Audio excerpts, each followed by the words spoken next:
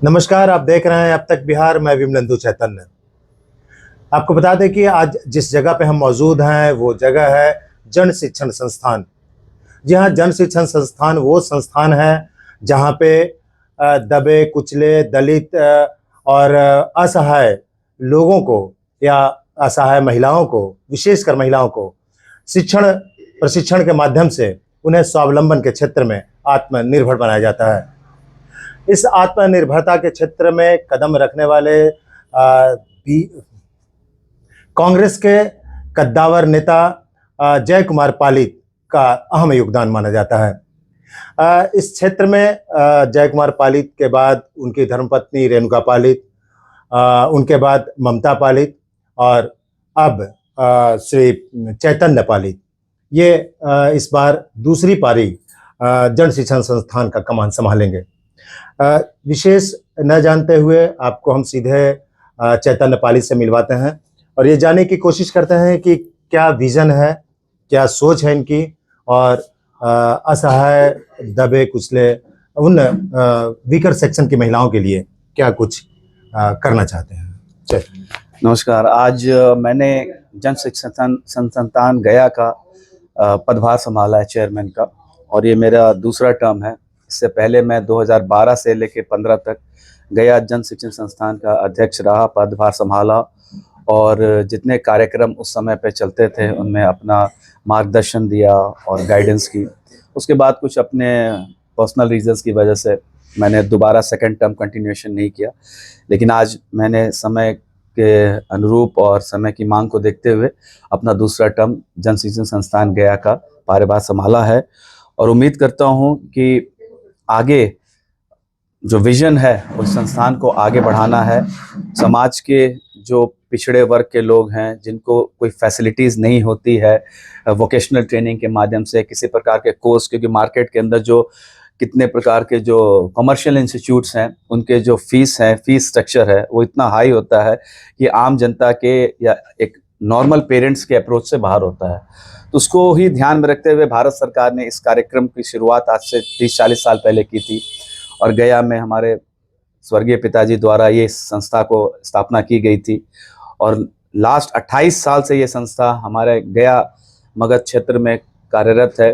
केवल गया शहर ही नहीं, बाराचट्टी और आसपास के जितने भी एरिया हैं, बोध गया, इन सब में जो रूरल एरियाज है उसके अंदर काम चल रहा है, और समाज के डिफरेंट स्टेज के लोग इसका लाभ उठा रहे हैं। चैतन्य जी, जिन महिलाओं को प्रशिक्षण दिया जाता है या फिर स्वावलंबन के क्षेत्र में उन्हें मजबूत किया जाता है, इसमें कौन कौन से तरह का प्रशिक्षण दिया जाता है, क्या क्या प्रशिक्षण में उन्हें सुविधाएं मिलती है और क्या कुछ है? देखिए, इसमें जो बेसिकली जो महिलाओं के लिए जो कार्यक्रम है वो कार्यक्रम है जिससे वो उसको सीख कर और तुरंत लाभ उठा सकें। जैसे कि कटिंग एंड टेलरिंग है, ब्यूटिशियन का कोर्स है, मेहंदी एप्लीकेशन है, और लघु उद्योग के जैसे पापड़ मेकिंग, अचार मेकिंग।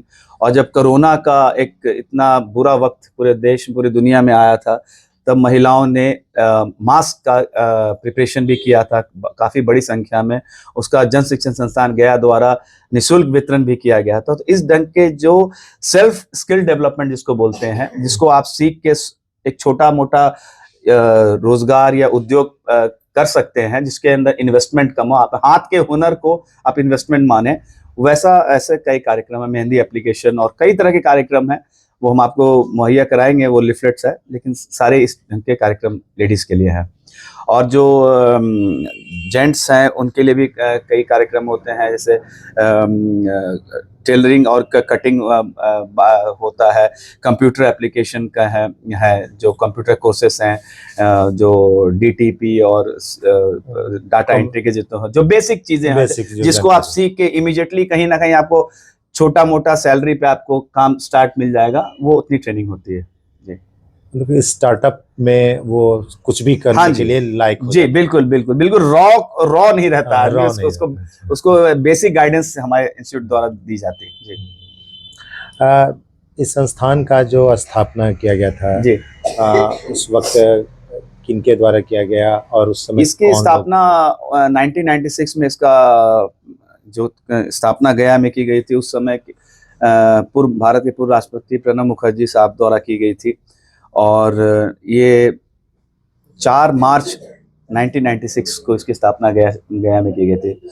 उस समय जहाँ तक मेरी मेमोरी कहती है कि उस समय इंडिया में टोटल 52 थे और ये 52वां था शायद गया का। और आज तो देश के में शायद 300 प्लस हैं जन शिक्षण संस्थान है।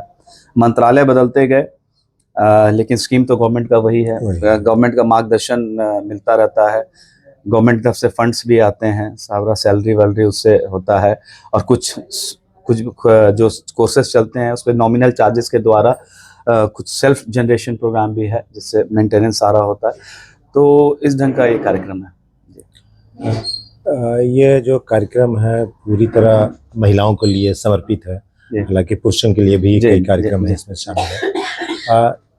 इस स्किल के माध्यम से लोग स्वावलंबन के क्षेत्र में मजबूत होंगे, उन्हें मजबूती मिलेगी, आर्थिक मजबूती मिलेगी। आपको बता दें कि आर्थिक बंदिश से लोग मुक्त होंगे और विशेषकर महिलाएं, पुरुष भी इसमें शामिल हैं। लेकिन आपको बता दें कि जिस उद्देश्य को लेकर इस संस्था की स्थापना की गई थी वो उद्देश्य अक्षरशः पूरी तरह पालन हो रहा है, सार्थक है और सामने परिलक्षित भी है। युवा और एनर्जेटिक शख्स हैं चैतन्य पालित, ये दूसरी बार इस संस्थान का कमान संभाल रहे हैं। और आपको बता दें कि इस संस्थान के जो पुनीत कार्य हैं वो महिलाओं को, वीकर सेक्शन के महिलाएं, पुरुष, इन सभी को अपने पैरों पर खड़ा होने का हुनर सिखाता है। आपको चलते चलते कुछ और लोगों से भी मुलाकात करवाएं। ये हमारी डायरेक्टर मैडम ऋतु रानी जी हैं जो पिछले 10 साल से संस्था का प्रभार संभाली हुई है।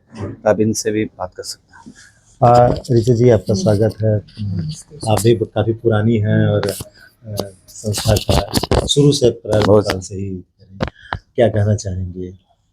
जन शिक्षण संस्थान के जो भी उद्देश्य हैं वो संभवतः लगभग पूरे होते आ रहे हैं 28 वर्षों से। और यह पालित जी का परिवार है जिनकी यह देन है कि गया शहर में ये पहला ऐसा संस्थान 1995-96 में शुरू हुआ जिसमें महिलाओं के लिए एक आर्थिक उपार्जन का जरिया बना और महिलाओं को स्वावलंबन भी मिला, महिलाएं आत्मनिर्भर भी हुई और बहुत मजबूती के साथ वो हर क्षेत्र में, चाहे वो कानून का क्षेत्र हो, चाहे वो स्वास्थ्य का क्षेत्र हो, चाहे वो आर्थिक क्षेत्र हो, सामाजिक हो, न्यायिक हो, हर तरह से हर क्षेत्र में महिलाएं बहुत सशक्त हुई। ये जन शिक्षण संस्थान का ये प्लेटफॉर्म है, ये महिलाओं, गया शहर की महिलाओं, लड़कियों और युवा पीढ़ी में युवकों के लिए भी ये एक मतलब देन है, एक मिसाल है। जन शिक्षण संस्थान जो विगत 28 वर्षों से लगातार एक क्रियाशील है और उसका फल उनको मिल रहा है। और हम लोग समय समय पर विभिन्न पुरस्कारों से सम्मानित भी हुए हैं, जैसा कि चैतन्य जी भी चर्चा कर रहे हैं। हम लोगों को साक्षरता के लिए भी लिटरेसी का अवार्ड मिला था 2008 में।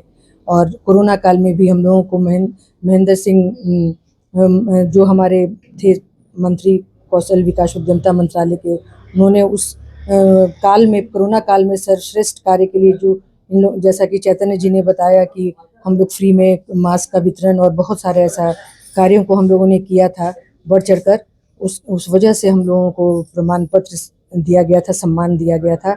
इस जन शिक्षण संस्थान गया भी उसमें एक सर्वश्रेष्ठ स्थान रखता है।